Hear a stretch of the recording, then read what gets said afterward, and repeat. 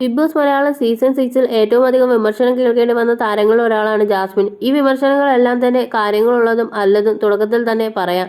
മത്സരാർത്ഥികളുടെ ആർമികൾ മറ്റും ജാസ്മിനെ മനഃപൂർവ്വം ലക്ഷ്യം വെച്ചുകൊണ്ട് നടത്തുന്ന ആക്രമണങ്ങളും ഇതിലുണ്ട്. എങ്കിലും പൊതുബോധത്തിനെതിരായി പ്രവർത്തിക്കുന്നു എന്നതുകൊണ്ട് ആ തരത്തിലുള്ള കുറച്ച് വിമർശനങ്ങൾ ജാസ്മിനുണ്ട്. ഇവരിൽ പലരും സ്ത്രീകളുമാണ്. അതേസമയം ജാസ്മിനെ എന്തുകൊണ്ട് സ്ത്രീകൾ വിമർശിക്കുന്നു എന്നതിന് വിചിത്രമായി തോന്നുന്ന ഒരു കാരണമാണ് ഒരു ജാസ്മിൻ ആരാധകൻ ചൂണ്ടിക്കാണിക്കുന്നത്.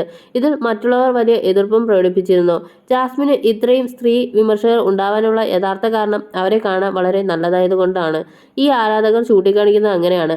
ബിബി ചരിത്രത്തിലെ തന്നെ ഏറ്റവും സുന്ദരിയായ മത്സരാർത്ഥിയാണ് ജാസ്മിൻ എന്നത് ശത്രുക്കൾ പോലും രഹസ്യമായി സമ്മതിക്കുന്ന കാര്യമാണ്. ക്ലാസ്സിലെ ഏറ്റവും സുന്ദരിയായ പെൺകുട്ടിയെ ബുള്ളി ചെയ്യാൻ അത്രയും ഭംഗിയില്ലാത്ത പെൺകുട്ടികൾക്ക് കിട്ടുന്ന ഒരു അവസരം അവർ പാഴാക്കില്ല. അത് സ്വാഭാവികമാണെന്നും ആരാധകർ പറയുന്നു.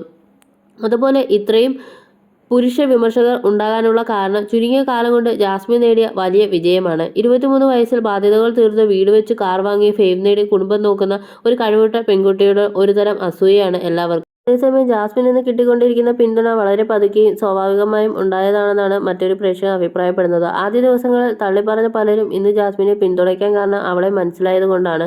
ഒരു സാധാരണ ചെറിയ പെൺകുട്ടിയുടെ എല്ലാ പ്രശ്നങ്ങളും അവൾക്കുണ്ട്. മനുഷ്യരെ 100% പെർഫെക്റ്റ് ആരെന്നും പറയാൻ ആർക്കും കഴിയില്ല. പലപ്പോഴും വൃത്തിയുടെ കാര്യത്തിലൊക്കെ മറ്റുള്ളവർ ജാസ്മിനെ അകാരണമായി ഒറ്റപ്പെടുത്തിയതായി തോന്നിയിട്ടുണ്ട്. കാരണം ഗസ്റ്റായി വന്ന സാബുവും ശ്വേതയും ഒറ്റ സ്വരത്തിൽ പറഞ്ഞതാണ് ടോട്ടൽ വീടിന്റെ വൃത്തിയില്ലായ്മയെക്കുറിച്ച്. അപ്പോൾ അത് ജാസ്മിന്റെ മാത്രം തെറ്റല്ല. അപ്പോൾ ആരാണ് അവളുടെ മാത്രം തെറ്റായിട്ട് അത് കാണിച്ചത്? എന്റെ വിജയത്തിന് തടസ്സം നിന്നാൽ സ്വന്തം തന്തയെ വരെ തട്ടിക്കളയും എന്ന് പറഞ്ഞ ജിൻഡോയെ പച്ചമനുഷ്യൻ ആക്കിയവർ പലരും ഈ കൂട്ടത്തിലുണ്ട്. അതുപോലെ വന്നു കയറിയ ദിവസം തന്നെ യെല്ലോ കാർഡ് കിട്ടിയ അഭിഷേകും തെറി പറഞ്ഞുകൊണ്ട് പുറത്താക്കലിന്റെ വക്കത്തോളം എത്തിയ ജിൻഡോയും ഇവരൊക്കെ മാതൃകാ പുരുഷനാവുന്നത് എങ്ങനെയാണെന്നും അദ്ദേഹം ചോദിക്കുന്നു.